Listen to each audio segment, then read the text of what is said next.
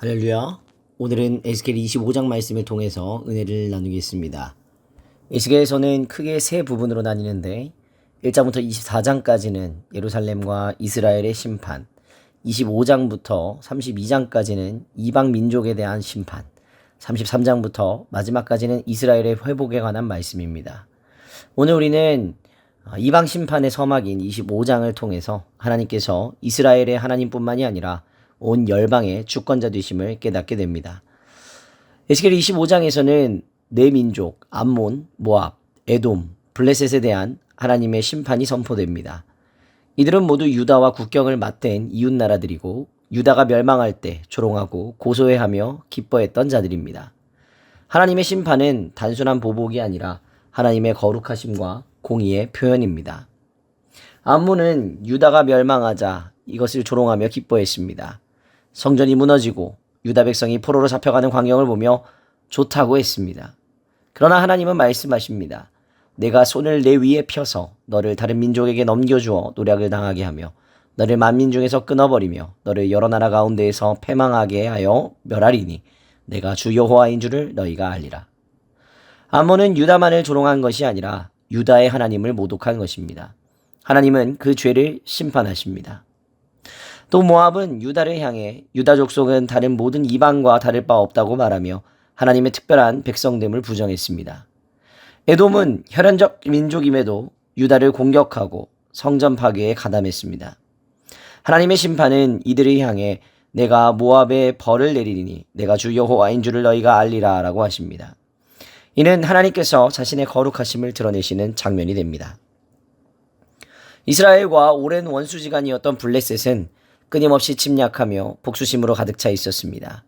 하나님은 말씀하십니다. 내가 블레셋 사람 위에 손을 펴서 그들에게 원수를 갚은 즉 내가 여호와인 줄을 그들이 알리라. 하나님의 심판은 의롭고 거룩한 분노입니다. 그들을 향한 징계는 하나님의 정의의 선언이자 하나님의 백성을 향한 신실함의 표현이 됩니다. 이 네 나라 모두 공통적으로 겪게 되는 심판의 이유는 유다를 공격했다는 것뿐만 아니라 하나님의 주권과 언약을 가볍게 여겼기 때문입니다.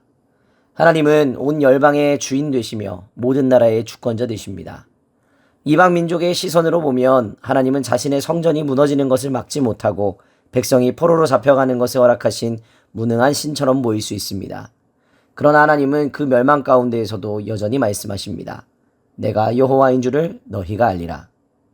하나님은 온 땅의 주인 되십니다.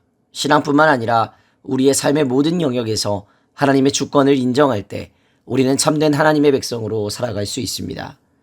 세상의 혼란 가운데에서도 하나님은 여전히 주권자 되시고 하나님의 백성을 향한 언약을 잊지 않으십니다.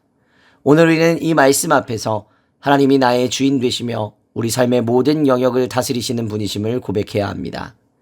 이 시대에도 하나님은 하나님의 백성을 통해 온 세상이 여호와가 주인 되심을 알기 원하십니다. 교회 안에서뿐만 아니라 삶의 자리에서도 하나님의 다스리심을 드러내며 살아가기를 원합니다. 그것이 오늘 우리가 이 시대의 암몬과 블레셋 가운데에서도 살아가야 할 거룩한 삶의 모습이 됩니다. 오늘의 기도 제목입니다. 나의 삶의 모든 영역에서 하나님의 주권을 인정하게 하소서. 하나님의 뜻을 거스르는 교만을 버리고 순종하게 하소서. 하나님의 이름을 세상 가운데 드러내는 삶을 살아가게 하소서. 기도하겠습니다.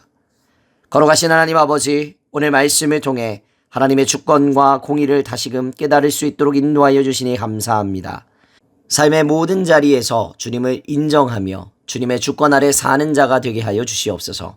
하나님을 제한하지 않고 온 땅에 주로 고백하며 살아가게 하옵소서.